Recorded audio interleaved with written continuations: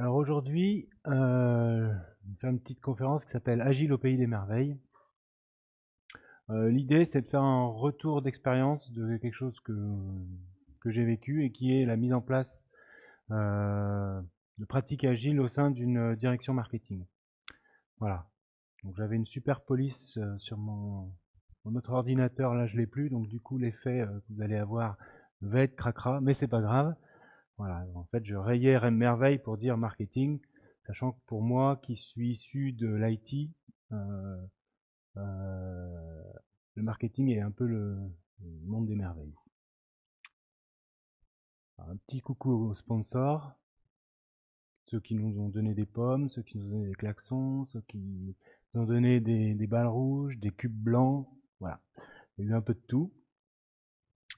Et puis, je vous cite quand même une citation du livre de Alice au pays des merveilles, Le Chapelier fou. Donc, le meilleur moyen de réaliser l'impossible, et de croire que c'est possible. Voilà. Et le chapelier fou, il faut savoir que c'est celui qui est coincé à l'heure du thé et qui ne peut pas en sortir. Alors, qui suis-je? Voilà, quand même, je vais me présenter. Donc, moi, je m'appelle Laurent Broyer. J'ai fait une école d'ingénieur. J'ai été développeur Java 1.1.8. Alors, je ne sais pas s'il y a des ingénieurs dans la salle. Est-ce qu'ils peuvent lever la main? Voilà. Est-ce qu'il y a des gens qui sont en dehors de l'IT, en dehors des services informatiques? Voilà. Ok. C'est juste pour avoir un... Est-ce qu'il y en a qui connaissent le marketing? Un petit peu, ok. Voilà. Ensuite, donc j'ai évolué, j'étais chef de projet, j'étais Scrum Master dans un projet agile.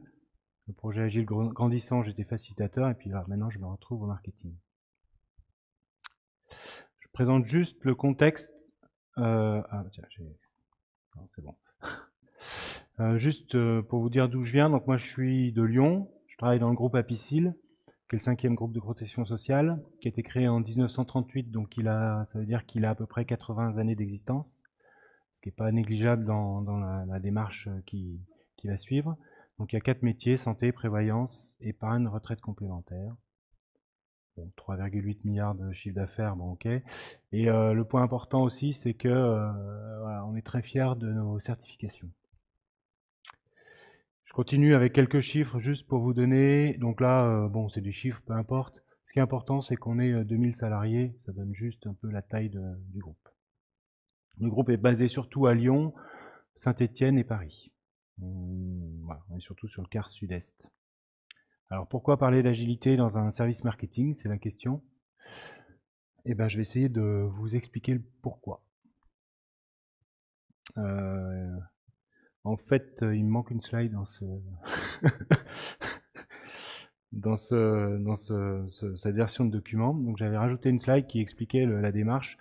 Donc je vais le faire en 3 temps. D'abord poser le contexte, ce que j'ai déjà commencé à faire. Ensuite expliquer ma démarche quand j'étais dans la DSI, puisque j'étais dans la DSI du groupe. Et ensuite, qu'est-ce que j'ai implémenté concrètement. Le but, c'est que vous repartiez avec quelque chose de concret dans les équipes marketing. Voilà, vous voyez, magnifique police. Donc je vous ai montré ici juste une vision un peu systémique de un tunnel de transformation qui va, j'ai une population de 60 millions de personnes jusqu'à, j'ai un client. Et je l'ai vu à la vision avec les différents services. Donc on a la DSI qui fournit les outils, on a le marketing ici qui est qui va en fait utiliser ces outils pour fournir des services à la distribution, que ce soit des courtiers, soit des commerciaux, qui vont eux aller chercher les prospects. Et je vous donne un peu les enjeux de chacun. Donc la DSI, son enjeu, c'est de fournir des outils opérationnels. C'est ce qui est le plus important. Donc, ce qui est important, c'est sa stabilité. Et la certification ISO 2000, qui est une certification qui est un peu comme le CMMI, enfin voilà, elle processe tout ça. Et puis il y a un accent particulier qui est mis sur la sécurité, puisqu'on travaille avec des données de santé. L'enjeu du marketing, alors c'est de fournir des leads. Des leads, c'est juste des contacts qu'on fournit aux commerciaux pour que derrière, ils puissent rappeler les personnes ou alors les contacter en rendez-vous, etc. L'objectif, donc, c'est de fournir ces leads, de les cibler correctement, d'essayer d'anticiper sur leurs attentes, puisque ce qui est important, c'est de bien connaître les personnes qu'on va rencontrer. Et au-delà de ce qu'on appelle juste la distribution, on fournit aussi des services à la relation client, à la communication et à l'offre d'épargne la retraite. Donc ce que vous voyez ici, c'est qu'en fait le marketing chez nous n'a pas la relation client, n'a pas la communication et n'a pas l'offre, c'est-à-dire la création de produits. On est vraiment une interface entre les commerciaux et l'ensemble de ces acteurs. Donc les enjeux de la distribution des commerciaux, c'est de signer, de renouveler des contrats, de faire du chiffre d'affaires. Pour en faire le plus possible, il faut passer le moins de temps possible pour signer ces contrats, c'est-à-dire qu'il faut optimiser et gagner en ciblage par rapport à ces différents contacts qu'on peut avoir. Et puis comprendre au mieux la problématique du prospect pour pouvoir lui proposer des services adéquats. Et puis les enjeux du prospect, c'est de trouver le meilleur prix, parce que lui, ce qu'il cherche, c'est le prix, et puis une couverture adaptée, puisqu'on parle de protection sociale. Et puis un des enjeux aussi majeurs, c'est de comprendre ce que nous, on lui propose. Je ne sais pas si vous avez déjà regardé vos contrats d'assurance, comment ont été gérés les remboursements, mais quand on vous dit que vos verres sont remboursés à hauteur de 4% du PMSS, je ne suis pas sûr que vous voyez exactement ce que ça peut faire. Voilà. Je vous le dirai pas d'ailleurs. Voilà. Ensuite, le contexte de la protection sociale, c'est un contexte mouvant pour plusieurs raisons, mais une raison réglementaire déjà. Vous voyez, je vous ai mis tout un pâté de réglementations qui arrivent et qui sont imposées à notre secteur d'activité. Donc un des points importants, par exemple, c'est l'ANI, qui était la généralisation de la santé prévoyance, la santé pour l'ensemble des entreprises. Et puis on a la RGPD, je ne sais pas si vous êtes au courant ou si vous connaissez un peu la problématique, mais c'est un règlement européen sur la protection des données qui va impacter l'ensemble des acteurs qui gèrent de la donnée, en fait. Que ce soit du marketing, que ce soit voilà, ensemble que ce soit de la santé, que ce soit tout type de données. Et puis l'environnement, on va dire externe, puisque l'environnement numérique bouge sans arrêt, ce qui crée, avec des évolutions qui sont assez exponentielles, et qui crée des comportements qui peuvent être assez imprévisibles sur les différents secteurs.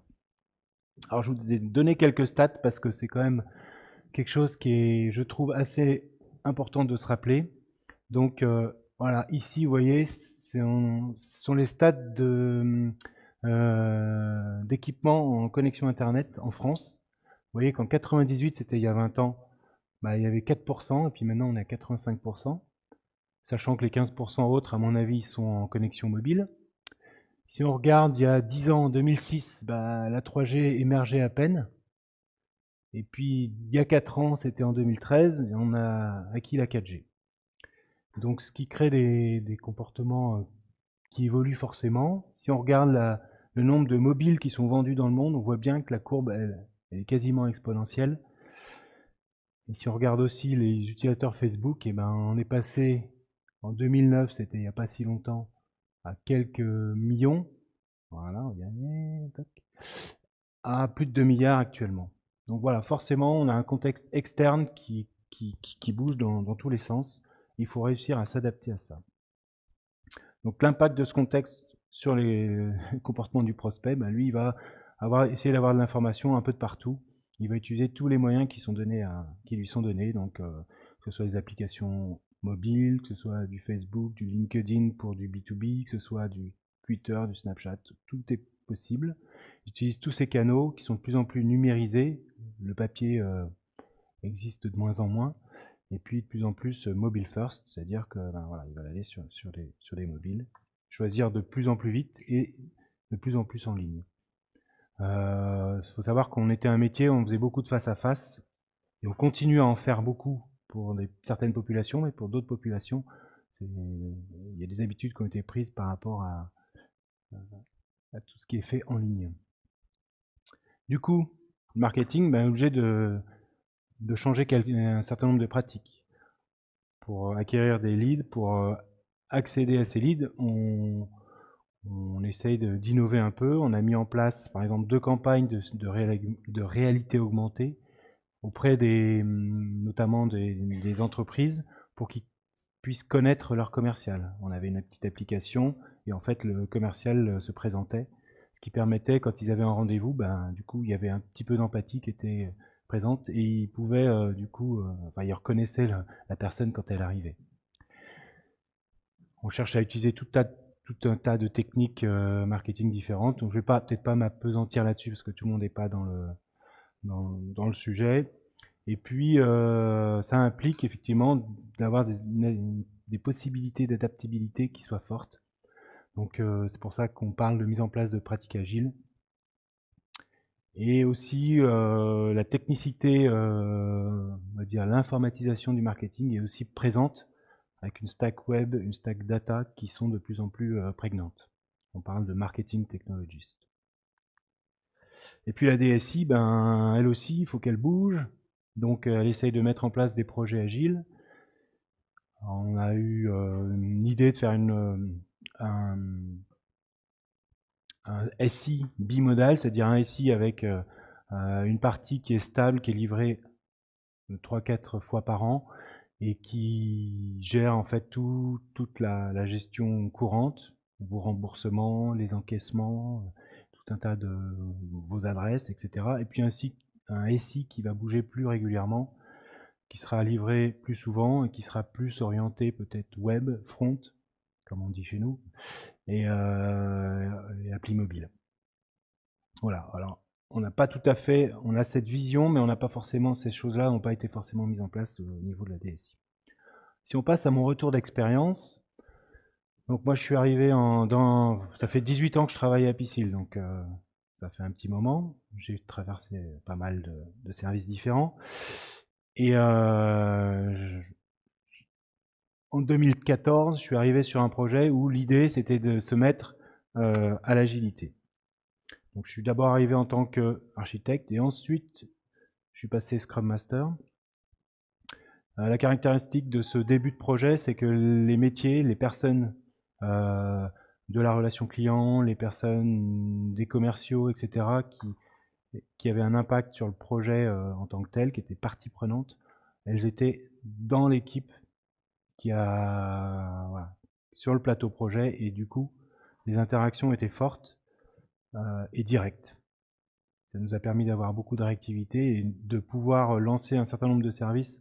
En 5 mois, on a pu lancer un nouveau site avec des services à l'équivalent de l'existant très rapidement. Et un point important aussi, c'est que les changements de priorisation, on pouvait les faire rapidement. Voilà. On était en mode Scrum, donc avec des sprints tous les 15 jours. Voilà. Et puis, dans une vie d'une entreprise, il y a des personnes qui sont missionnées pour arriver, pour les personnes du métier notamment. Et il se trouve qu'au bout de 18 mois, il y a une règle RH qui dit ben, les personnes qui sont en mission, elles sortent de leur mission, elles doivent aller ailleurs. Donc ce qui s'est passé, c'est que les personnes sont retournées directement dans leur service normal. Et ça a pour conséquence, elles ont continué à travailler avec nous, mais ça a eu pour conséquence, bah, les interactions ont forcément diminué. On a perdu de la réactivité et quand il fallait changer une priorité, c'était beaucoup plus difficile. Et le naturel revient au galop. C'est-à-dire que nous qui étions en mode agile, ou en tout cas on essayait de l'être le maximum, là on a plutôt reculé, on s'est mis en mode, je ne sais pas si vous connaissez l'expression, le mode VROM, c'est du cycle en V avec du Scrum. C'est, je fais des spécifications, pendant longtemps, je fais un gros document, ensuite je le découpe en petits morceaux, je fais des sprints, puis je fais une livraison énorme à la fin. Voilà, je caricatural un peu, mais voilà. Et du coup, au lieu d'être agile comme on progressait dans l'équipe, ben on s'est mis à plutôt faire agile. Voilà. Moi, je continue à travailler là sur l'équipe. L'équipe a grossi aussi. Il faut voir qu'on est passé de 20 à 40 personnes. Donc c'est aussi cette taille qui a grandi, qui a aussi amené de la lenteur. Faut pas incriminer que la partie interaction métier. Et voilà, système failure. Alors tout ça, l'équipe en a été consciente, c'est-à-dire qu'on a fait appel à des coachs agiles pour nous encadrer et dire bah, qu'est-ce qu'on peut améliorer, qu'est-ce qu'on peut faire dans nos pratiques pour aller de l'avant. Et en fait, on s'est aperçu que la problématique, c'est ce que je venais de dire avant, hein, c'était l'accès au métier en fait. L'accès aux règles de gestion, l'accès aux vrais product owners en fait, qui était compliqué. Donc on a fait travailler pendant un mois avec des coachs pour s'améliorer nous et on s'est effectivement aperçu que alors c'est un peu facile de dire que c'était à l'extérieur, c'était pas que à l'extérieur, mais il y avait une partie qui était à l'extérieur et cette partie à l'extérieur, ben, il fallait remettre les gens à l'intérieur de l'équipe et du coup là on a essayé de passer par la hiérarchie et en fait on n'a pas réussi. Alors on a essayé de passer par un autre côté, on a essayé de dire ben, peut-être qu'on peut mettre en place le modèle SAFE. Le modèle SAFE c'est un modèle de l'agilité à l'échelle. Je vous ai pas mis la carte, mais en fait c'est un modèle qui est très très très documenté. On s'est dit ben, ce modèle-là il va peut-être pouvoir rassurer notre hiérarchie pour se dire oui on va dans un truc qui n'est pas juste 4 valeurs dans un coin par des gens ésotériques qui ont fait ça lors d'une conférence. Mais bon, au final, on n'est pas parti là-dessus. Alors, moi, j'ai continué à travailler dans l'équipe. Hein, il n'y a pas eu. Et puis un jour, j'ai eu l'opportunité de partir ou d'aller vers une autre équipe, qui est le marketing. Et j'ai essayé et j'ai suivi le lapin blanc. Alors, le marketing, pour moi, c'est quelque chose d'assez étrange. Donc là, j'étais un peu comme Neo dans le film The Matrix. Quand il suit le lapin blanc, en fait, il sait pas trop à quoi s'attendre, mais il a une intuition qu'il y a quelque chose qui peut se passer, qui peut aller, qui peut bouger. Donc voilà, le lapin, on revient au dessin animé. Et dans Alice au pays des merveilles, bah, qu'est-ce qui se passe? Il y a un moment, Alice, elle tombe dans un tunnel. Donc c'est la plongée vers l'inconnu. Voilà, on tombe. Quand on a fait voilà 18 ans d'informatique, quand on va dans comment dire direction métier, voilà, on ne sait pas trop où on met les pieds. Moi, on m'aurait dit il y a 2 ans que j'allais finir entre guillemets au marketing. Je pense que j'aurais pas forcément signé. Voilà. Et en fait, on découvre un monde alors merveilleux, en tout cas différent, avec des relations entre personnes qui sont aussi différentes et qui 30 minutes parfait et avec comment dire une relation aux personnes qui est aussi différente. Alors on revient à mon schéma du départ avec la police qui a merdé. Mais voilà, on essaye de mettre de l'agile dans le marketing. Alors point important dans mon schéma, c'est que la DSI, voyez-vous, je l'avais mis un peu de côté, puisqu'en fait, on était un peu en marge, un peu village gaulois dans un empire romain. Côté marketing, je l'ai mis en plein milieu, et c'est pas pour rien. Je vais vous expliquer après. Dans la démarche, donc moi j'arrive dans cette équipe, je dis ouais c'est cool, on va faire de l'agilité, ouais qu'est-ce qu'on fait quoi. Donc l'idée c'est de comprendre le fonctionnement de l'équipe. Ensuite, il y a la directrice marketing qui avait prévu de mettre en place un lieu qui va marquer et qui est important, je pense. Et ensuite, il faut sensibiliser, déployer, améliorer, etc. Donc comprendre le fonctionnement, bah, j'ai fait simple. Hein, je suis allé interviewer tous les membres de la direction marketing, savoir qu'ils sont 35 personnes. Je voulais savoir comprendre chaque personne, savoir d'où elle vient, qu'est-ce qu'elle a fait, sur quoi elle travaille, etc., etc. En fait, je ne connaissais pas le truc, mais avant, enfin, j'ai découvert que Jürgen Appelo, il fait faire du mind map pour chaque personne, et ensuite chaque personne compare un peu son mind mapping. Alors, j'ai pas d'exemple ici, mais ça permet de commencer la discussion. Alors moi, j'ai fait le mind map de chaque personne. Bon, c'était que pour moi, mais je pense qu'un jour on le fera et on le partagera en équipe. Et puis pour chaque manager, parce qu'il y a 3 managers, de comprendre le rôle de chaque service et son fonctionnement interne. Voilà, alors ça donne ça, peu importe.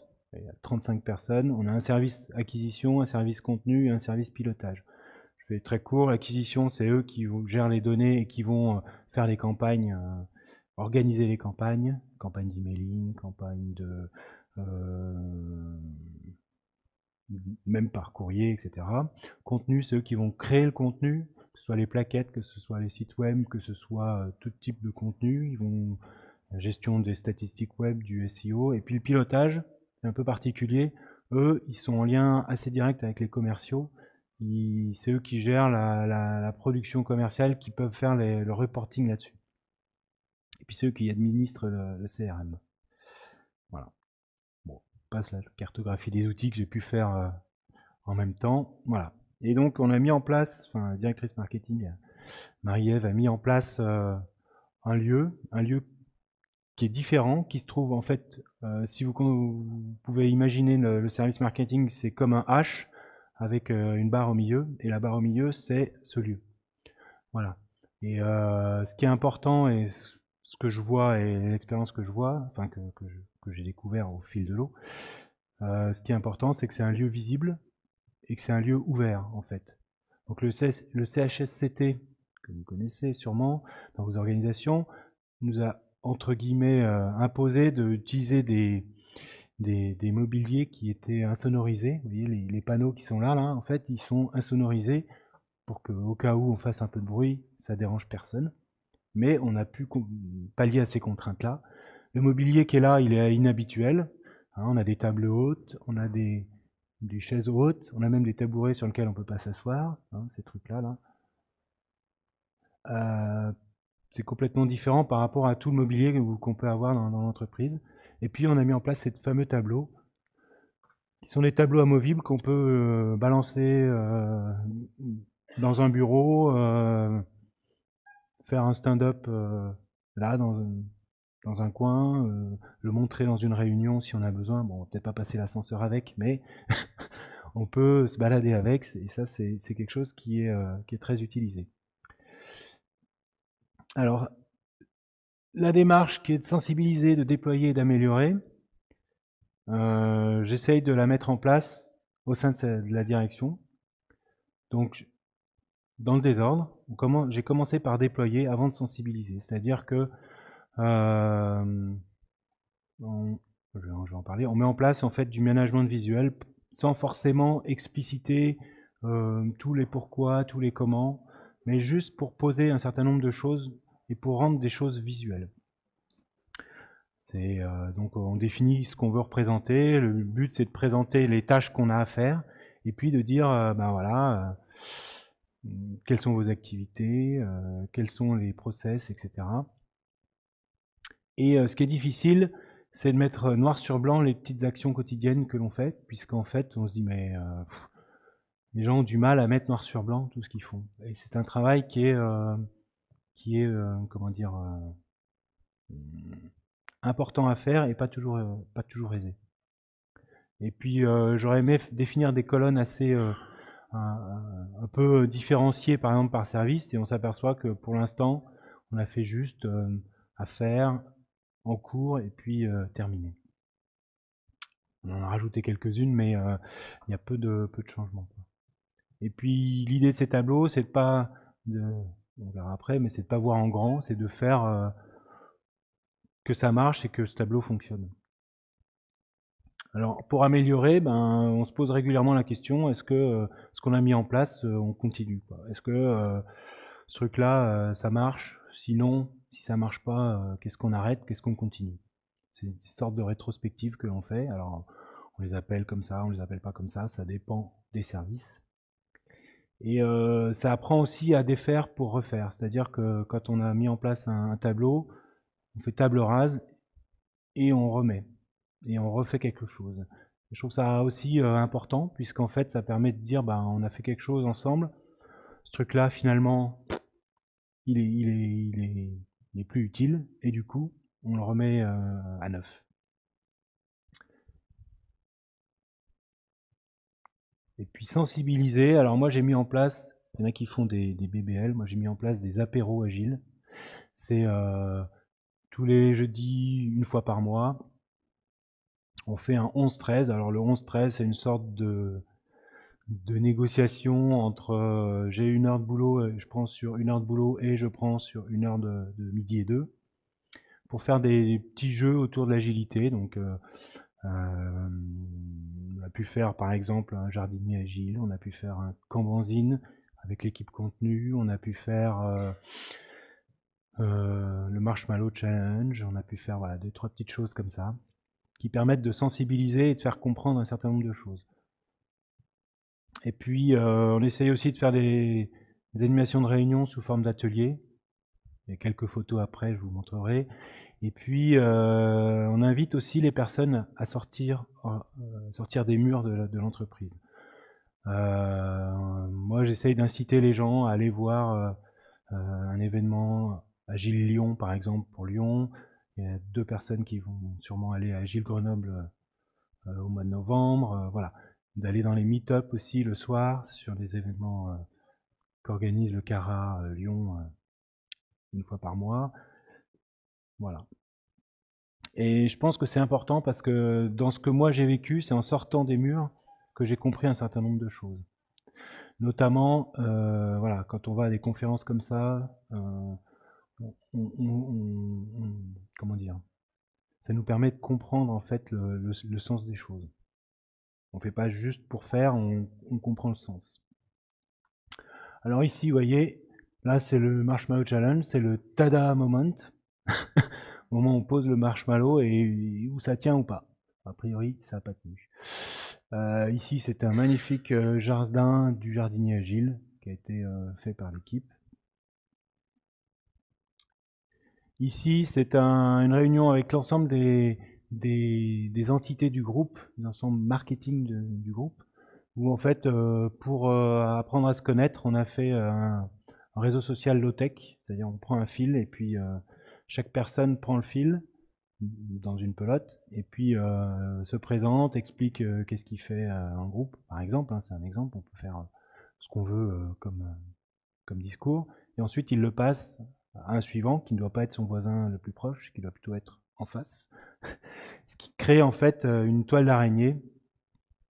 Et évidemment, quand on passe dans les derniers, c'est un peu plus compliqué d'aller chercher celui qui n'a pas encore son fil à la patte. Voilà. Et ça crée une émulation et je pense que les gens s'en souviennent en fait. Voilà, c'est quelque chose qui est important. Par exemple aussi, on a fait un atelier pour essayer de voir quel projet on pourrait mener en faisant un Remember the Future. Alors Remember the Future, normalement quand on dit tiens, moi je vais faire tel projet, on se dit ah oui mais ce projet il va pas être possible parce qu'on a tel obstacle, on a telle direction qui voudra jamais, etc., etc. Et Remember the Future, c'est on prend le truc à l'envers, on dit ok moi j'ai tel projet mais on l'a réussi l'année prochaine, on est l'année prochaine, je l'ai réussi. Et qu'est-ce qui a fait que je l'ai réussi? Quels sont les obstacles que j'ai franchis pour le réussir? Du coup, tout de suite, on essaye de trouver des solutions pour faire réussir et pour faire avancer le projet, en fait. Voilà, en inversant la tendance. On peut faire ça aussi en rétrospective, ça c'est des choses qu'on fait. On a intégré un certain nombre de rituels. Alors, on a créé un jeu de cartes. Voilà, elles sont là, si vous voudrez les voir après. J'ai quelques exemples sur là. Ce sont un jeu de cartes où voilà, il y a. Vous verrez sur le truc après parce que là c'est un peu petit, je pense. Et ça permet de faire des icebreakers quand on fait des réunions. Ça permet aussi, quand on fait des réunions de service, de donner la parole à tout le monde, faire en sorte que chacun s'exprime. Parce que des fois, on dit que pensez-vous de telle chose et c'est toujours les deux mêmes qui parlent. Et l'idée, c'est de faire exprimer tout le monde pour faire aussi naître un peu plus de transparence. Voilà les cartes. Donc vous voyez, c'est des choses toutes simples. Hein. On a fait une première version qui était juste une version papier qu'on a découpée à la main. On s'est aperçu qu'en fait les gens la gardaient dans la main et que du coup il fallait les refaire à chaque fois et comme c'est pénible, on s'est dit on va les plastifier. Voilà. Elles ne sont pas en vente, hein, on a fait juste 3 paquets. On les utilise régulièrement. Vous voyez, donc il y a un mot, un objet, une humeur, une lettre, une météo et puis un chiffre. Alors par exemple, quand on veut faire exprimer quelqu'un au hasard, ben on dit celui qui a le numéro 14, ben voilà, c'est à lui de parler par exemple. Ou si on veut faire parler tout le monde, on prend le mot qui est sur sa carte ou l'image et on essaye de faire exprimer quelque chose à partir du mot ou de l'image qui est sur la carte. Voilà. Petite chose simple et facile à faire en fait. Puisqu'avec un PowerPoint imprimé et des ciseaux et une feuille de papier, une imprimante, c'est parti. Voilà. Donc ensuite, ce que je vais vous montrer maintenant, c'est tous les Kanban qu'on a mis en place dans les différentes équipes. Voilà, l'idée, c'est de montrer le cheminement des équipes, ou le non-cheminement, ça dépend. Donc, un petit coup d'Alice quand même. L'équipe acquisition, ils ont fait donc un Kanban. Le but, c'est de montrer tous les grands sujets qu'ils ont. Et en colonne, ils ont mis les mois. L'idée, c'est de mettre sur chaque post-it les grands sujets de chacun. Donc l'objectif c'est de faire un échange entre les réunions de service qui sont peut-être plus descendantes, etc. Faire un échange qui soit plus remontant. Et ils l'ont fait toutes les 2 semaines, toutes les semaines, bon ça dépend ça aussi. Voilà ce que ça donne ce Kanban, vous voyez. Donc là c'est tous les sujets, donc il y en a quand même pléthore. Et puis tous les sujets qu'ont les gens en tant que tels. Puis là on est voilà, bon là on est mars, avril, mai, juin. Il a dû progresser depuis.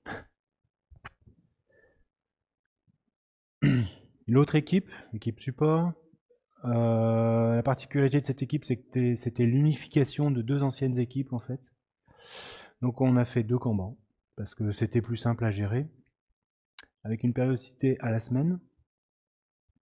Donc l'objectif, les retours qu'on a pu avoir en rétrospective, c'est que l'intérêt de ces Kanban, c'est que ça a apporté de la connaissance, ça a apporté de l'échange, même si tout n'était pas tout opérationnel pour tous les jours. C'est-à-dire, il y a une personne qui fait des requêtes régulièrement. Cette personne-là, elle dit, elle va pas mettre chaque jour la requête qu'elle est en train de faire. Elle dit juste, cette semaine, j'ai fait 5 requêtes. Et puis, si elle a un problème, elle l'explicite. Ce qu'on voit aussi, c'est que tout le monde est en attente du manager. C'est-à-dire que on est quand même dans une organisation très hiérarchisée. Et du coup, ça implique le temps est de 15 minutes. Ça implique qu'on a des habitudes qu'on ne peut pas casser du jour au lendemain. Voilà les deux Kanban, vous voyez, il y a un peu de bazar. C'est normal, ça bouge, ça vit. Et ici, il y a des pastilles qui apparaissent. En fait, ces pastilles, sont des choses qui ont été rajoutées au fur et à mesure pour dire, ah oui, là, je suis bloqué ou j'ai un problème. Il faut que j'aille solliciter tel service extérieur de la direction ou telle personne pour essayer d'avancer là-dessus. Voilà, un exemple de petite amélioration qu'on a pu mener. Toujours la même équipe. Pendant l'été, le nombre de personnes avait diminué, donc on a dit on va faire un seul stand-up et on a mis les 2 tableaux. Et puis à la fin de l'été, on s'est dit non, mais on va pas mettre 2 tableaux, on va faire un seul tableau. Donc on a un peu changé la physionomie du truc. On a écrit des règles aussi du tableau pour dire qu'est-ce que c'était que chaque colonne, pour définir aussi le déroulement. Ce qu'on a évoqué, c'est que chacun prenait la parole, chacun son tour, plutôt qu'on liste par exemple les actions, et dit telle action qui c'est qui est impactée, et du coup ça partait un peu dans tous les sens, dans l'idée de faire une réunion efficace, courte, et où tout le monde s'exprime. Voilà, et sur le même principe qu'un stand-up habituel, sauf qu'on est à la semaine, on parle de la semaine d'avant, la semaine qui va venir, et puis des blocages qu'on peut rencontrer ou des difficultés. Et autre point important, on essaye de faire en sorte de faire tourner celui qui conduit le stand-up, celui qui va rameuter tout le monde pour se mettre autour du tableau et pour pas que ce soit toujours le manager qui soit leader là-dessus, pour que les gens puissent voir que en fait chacun peut avoir ce rôle-là. C'est pas très compliqué. Voilà, et donc il donne ça. C'est les deux tableaux que vous avez vus tout à l'heure, hein, qui sont rassemblés en un seul. Alors, petite caractéristique, c'est qu'on a mis une ligne en bas qui est en fait tous les sujets d'échange que l'on peut avoir. Et en fait, ici, c'est les actions qui sont en lien avec tous ces sujets d'échange. Voilà. J'explicite pas trop, mais par exemple, on a notre outil CRM. On sait qu'on a tout un tas d'actions à faire dedans. Mais en fait, souvent, ils sont issus des sujets qui sont en dessous. Et en fait, avant, on avait tout éclaté, c'était impossible à gérer, il y en avait partout. Là, au moins, c'est clair.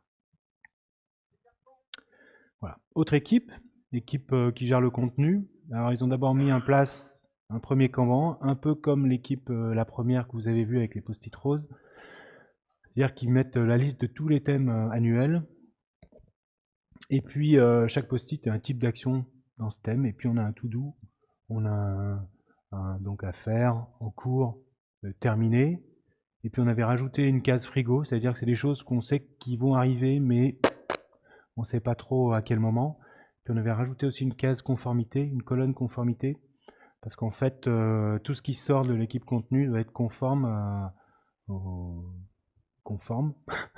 C'est un service qui est là pour relire tout ce qui sort du groupe, pour valider tous ces contenus, que ce soit un courrier par mail, que ce soit un courrier papier, que ce soit une brochure, que ce soit n'importe quoi.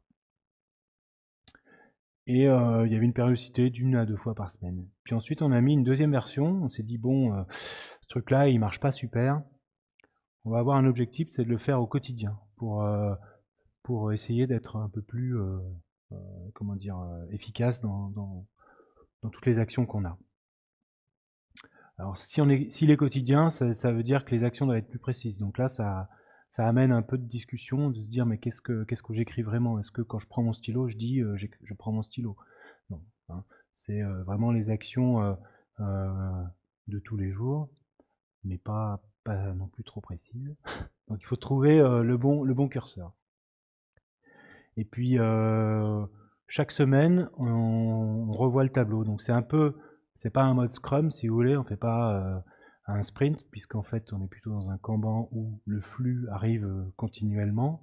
Par contre, on fait quand même un petit bilan en fin de semaine pour se dire, ben voilà, on peut voir qu'on a fait tant de tickets, on peut voir qu'on a mis en place tant d'actions, on peut voir aussi qu'il y a encore plein de choses dans la besace et que la semaine prochaine, si on nous en rajoute, ça va être compliqué. Voilà. Et point important, c'est qu'on compte le nombre de post-it par colonne. Ce qui permet aussi de voir un peu, et on note sur les post-it, vous le verrez après, je crois que je l'ai juste derrière, voilà. Et on note sur les post-it ce nombre de post-it par jour. Donc en fait, le lundi, on voit qu'il y en a dans le doing, il y en a 22, 21, 16, 23. On voit que ça continue à arriver, mais dans les tâches en cours, doing, on est à peu près constant. Donc ça, c'est plutôt pas mal.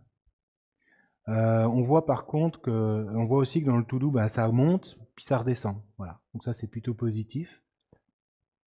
On a mis aussi le total en tout, le nombre de post-it qu'il y a dans tout le tableau.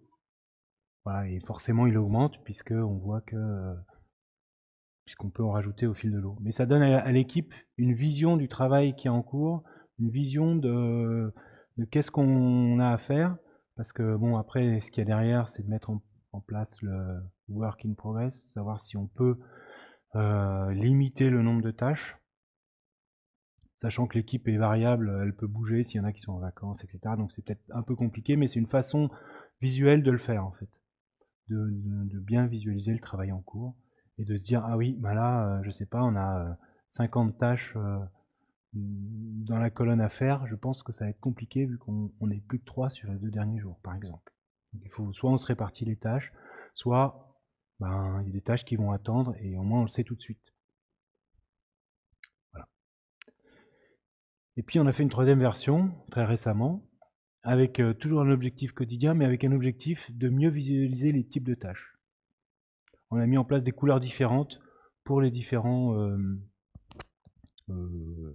sujets. Voilà.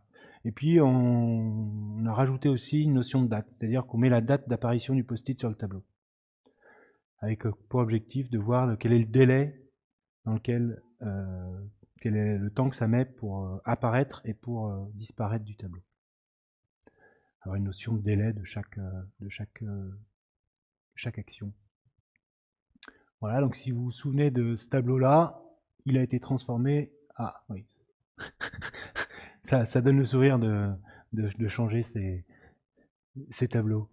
Voilà, on a travaillé un peu là-dessus avec voilà, différents types de sujets. Et voilà, ça donne un tableau comme ça, qui est beaucoup plus clair, qui est clair pour l'équipe, mais qui est aussi clair pour les gens qui peuvent être de passage dans notre service. Ensuite, on a mis aussi en place une réunion mensuelle de la direction, donc les 35 personnes, qui se passe dans le lieu qu'on a nommé OBEA, le lieu central. Et en fait, donc c'est une réunion qui a à la fois des informations descendantes et remontantes. Hein, le but, c'est de faire de l'échange. Et on a mis en place, voilà, un tableau annuel de toutes nos actions, de tout ce qui se passe mensuellement, ce qui permet chacun va bouger son post-it s'il y a lieu de bouger. Par exemple, on avait prévu, je dis n'importe quoi, une mise en prod du CRM en juin, bah, en fait, elle a été décalée en juillet. Bon, bah, du coup, on décale et ça permet à tout le monde de voir qu'il y a ce décalage et tout le monde a l'information au moment où tout le monde est présent. On met aussi un certain nombre d'indicateurs qui sont suivis, par exemple le nombre de pages vues, des choses comme ça. On met aussi les formations qui sont données au sein de la direction, qui permet aussi de voir un peu ce qui se passe. Et puis les grands projets, on met les jalons des grands projets pour voir si pour à la fois donner de l'information et puis montrer que ça avance ou pas. Voilà. Ensuite, on met aussi un certain nombre d'actions ponctuelles sur un tableau particulier. Par exemple, en fin d'année, en ce moment, on a un gros sujet qui est les résiliations, puisqu'en fait les contrats de santé arrivent souvent en fin de bail, on va dire, vers la fin de l'année. Du coup, on reçoit tout un tas de lettres avec des intentions de résiliation. Et du coup, l'objectif, c'est de soit les contrer, soit reprendre contact avec les personnes, soit pour essayer de faire en sorte qu'elles ne résilient pas, soit pour les accompagner si elles ont envie de partir. Voilà, et du coup, on a monté ce petit tableau. Alors, c'est pas là, on était au tout début. Mais ce qui est important, c'est qu'on n'avait pas les tâches habituelles à faire en cours et terminées. On a vraiment suivi le process de la résiliation avec la réception, l'intégration dans le CRM, s'il y a des alertes, à qui elles sont remontées, ensuite le traitement en tant que tel, et puis on termine l'action dans l'outil de gestion des courriers. Voilà, et ça par personne, ce qui permet de voir tout de suite qui travaille et qui a possibilité, vers qui on peut aller s'il y a des nouvelles résiliations qui arrivent. Voilà, et puis là on était à l'intérieur du marketing. Il me reste 5 minutes, je pense que je vais y arriver. L'idée aussi, c'est de faire transpirer ou d'infuser cette vision un peu peut-être différente qu'on a de travailler au-delà du marketing. Donc c'est des façons différentes de faire. Notre OBEA qui est ouverte, souvent elle interroge. C'est-à-dire que c'est assez souvent que je rentre de manger et en fait il y a des gens qui sont là au milieu et qui regardent et qui se disent qu'est-ce qui se passe. Donc c'est un moment où on peut entrer en dialogue et essayer d'expliciter un certain nombre de choses. Et puis je trouve aussi que d'utiliser des techniques un peu différentes d'animation, de réunion ou d'atelier, en fait j'ai mis le mot mettre les gens debout, parce que quand on est dans une réunion, qu'on a 15 personnes, parce qu'on est dans un grand groupe, on aime bien mettre plein de gens dans une même réunion pendant 3 heures, et les gens en fait ils sont derrière leur PC ou sur leur téléphone, et en fait ils écoutent d'un quart d'oreille. Et quand on les met debout pendant un moment dans le temps de la réunion, devant un tableau où il faut qu'ils manipulent des objets, bah, en fait, ils sont présents, ils sont là. Et j'ai un exemple assez récent où en fait on a mis en place un atelier avec le juridique puisqu'on a une problématique juridique qui doit arriver en février. Et en fait, le sujet n'avançait pas. Donc, il y a la direction générale qui s'est dit, bon, là, lundi prochain, vous faites une réunion, je veux pas savoir, il faut que ça avance. Du coup, on nous a sollicité pour intervenir dans cette réunion et d'essayer de faire en sorte que les choses avancent. Alors, je sais pas comment vous imaginez un service juridique, mais pour moi, un service juridique, c'était un peu poussiéreux, avec des gens qui avaient plein de dossiers partout, qui étaient derrière peut-être leur ordinateur, etc. Donc je suis arrivé là-bas et en fait j'ai essayé de les faire bouger et voilà ce que ça donne. Donc les gens sont à quatre pattes par terre, ils écrivent sur des, des tableaux, un truc que voilà, moi j'aurais même pas imaginé. Ils étaient à fond, franchement. Il y avait une énergie qui est sortie de là, un truc assez incroyable. Et voilà, on a fait des tableaux par partie prenante ici. Vous voyez, il y avait, je sais plus combien, 2, 4, 6, 8, 9, je crois qu'il y avait, même, il n'y a peut-être pas tous les tableaux ici. Il y avait plus d'une dizaine de tableaux, ce qui a permis les gens de se rassembler devant ces tableaux. Et ensuite, l'idée c'était de, chacun voyait son, comment dire, son,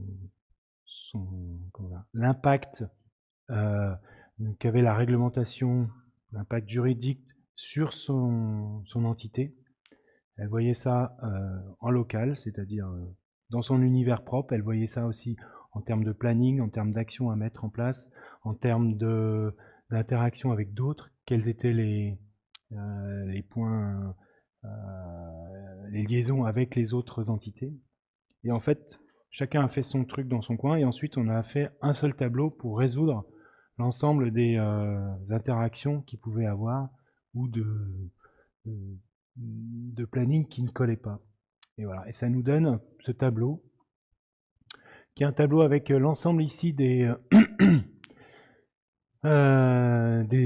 parties prenantes, le timing ici, hein, la ligne de temps, et puis toutes les actions qui doivent être faites. Et j'ai utilisé des fils à laine, donc ça c'est issu de ceux qui connaissent le PI planning chez Safe. Voilà, ça vient de là. Je donne la référence maintenant, peu importe. Et en fait, ça permettait de donner des liens qu'il y avait entre les différentes actions. Donc quand on mettait un post-it, on disait quel était le lien, et si on voyait qu'il y avait une dépendance amont ou aval, et ben du coup, tout de suite, on était obligé de déplacer le lien. Alors quand on avait 3 liens sur un même post-it, c'est là que ça devenait un peu compliqué. Mais le point positif, c'est que ça a aussi permis d'échanger et de prendre des décisions très rapidement autour du tableau, au lieu de se faire des mails avec des trucs qui durent une semaine, 2 semaines. En fait, un certain nombre de décisions, pas toutes, parce qu'il y a peut-être certaines décisions qui étaient obligées de faire, enfin de remonter peut-être un étage au-dessus, mais ça a permis de déminer un certain nombre de décisions. Et vous voyez, ça donne la patate. Il est flou, ça veut dire qu'il se met en mouvement. C'est beau. Alors demain, moi, ce que j'aimerais mettre en place, c'est le plan marketing de l'année prochaine. Donc c'est là. Et d'avoir une vision agile du truc, d'avoir des indicateurs bien sûr, mais qu'on puisse mesurer avec des cycles d'itération qui soient vraiment le plus court possible. Aujourd'hui, ils sont plutôt mensuels. Et si par exemple on voit qu'une campagne de publicité sur le web, elle marche pas du tout, ben, qu'on n'attende pas un mois pour le faire, pour l'arrêter, mais qu'on l'arrête au bout d'une semaine. Voilà. Donc si on résume, il me reste 0 minute. Donc c'est parfait.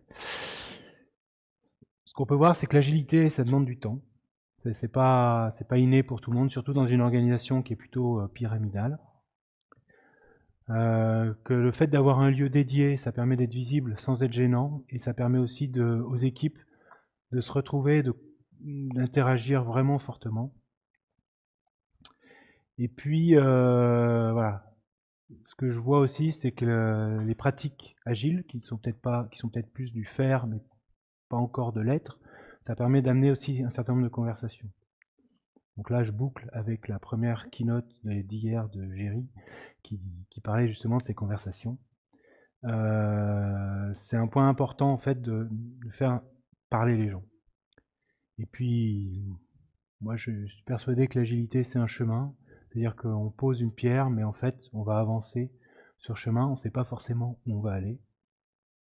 D'où ma dernière citation, qui est de Luther King. Vous n'avez pas besoin de voir tout l'escalier, empruntez juste la première marche. Donc lundi, vous pouvez emprunter la première marche et commencer à faire quelque chose. Voilà. Je crois que c'est terminé.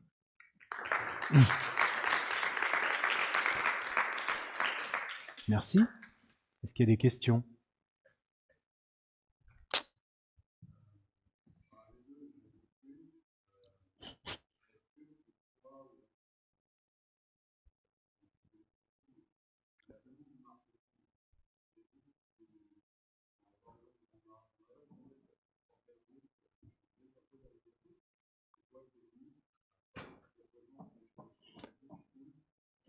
Non, c'est clairement la directrice du marketing hein, qui a, qui a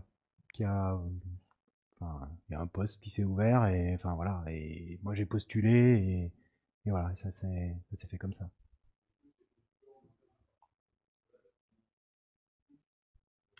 Oui, en fait j'ai pas de, on m'a pas dit tu vas faire ci, tu vas faire ça, tu vas faire voilà. Là j'ai l'initiative complète. C'est ça la question. Après par exemple pour aller de côté sur l'initiative sur le juridique par exemple, voilà c'est pareil c'est la directrice marketing qui était dans une réunion et qui a proposé que j'anime l'atelier. Voilà.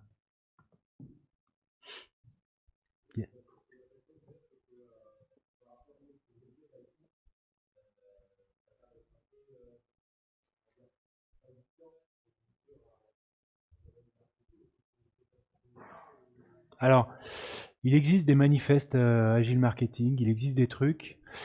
Moi, ce que j'ai voulu faire vraiment, c'est que les gens se l'approprient en fait. Donc, venir avec quelque chose qui est plaqué, je suis pas sûr que les gens l'intègrent et le comprennent en fait. Voilà. Donc moi, pour moi, ce qui est important, c'est que ce soit vraiment en fait incarné quoi. Ce soit pas juste des grands discours, des grandes phrases qu'on met sur le mur. Par exemple, je ne leur ai pas parlé tout de suite du manifeste agile, parce que le manifeste agile aujourd'hui, il est orienté quand même, enfin, il n'est pas compréhensible de tout le monde, pas comme ça en tout cas. Enfin, c'est mon avis. Peut-être que les 4 mots de Alistair Coburn seront plus compréhensibles pour. Mais d'ailleurs, je vais partir avec, et peut-être les mettre sur le mur lundi, mais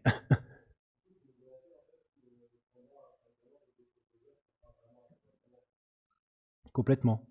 En fait, le but, c'est que les gens mettent en place ce comment, qui s'approprient vraiment ce truc-là et qui voient que c'est un outil qui est utile.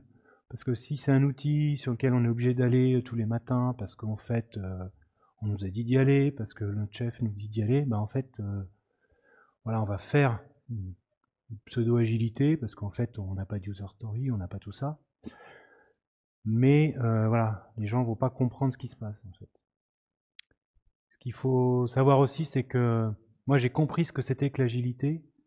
En fait, j'ai d'abord pris la place d'un Scrum Master qui était là, que j'avais observé. Ensuite, pendant ses congés. Ensuite, j'ai été formé en tant que Scrum Master.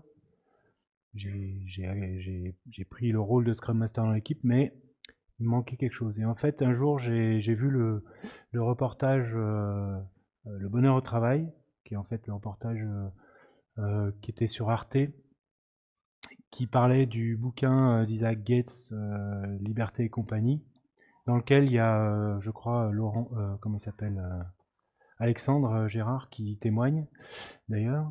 Et en fait, j'ai compris la culture à ce moment-là, en fait. Et ce qui est important pour moi, c'est de faire comprendre la culture qui y a derrière, en fait. Voilà. Donc on met des pratiques, ok, mais en fait, l'idée, c'est d'essayer de comprendre et de peut-être avoir un certain lâcher-prise des gens, se dire, ok, c'est moi qui vais prendre l'initiative de tel truc. D'ailleurs, dans l'équipe contenu, ceux qui ont fait les post-it en couleur à la fin, ils commencent à mettre en place des porteurs de sujets. Et c'est pas forcément un manager qui va porter tout. Voilà. Ils le font d'eux-mêmes, en fait, parce qu'ils voient bien que ça a du sens.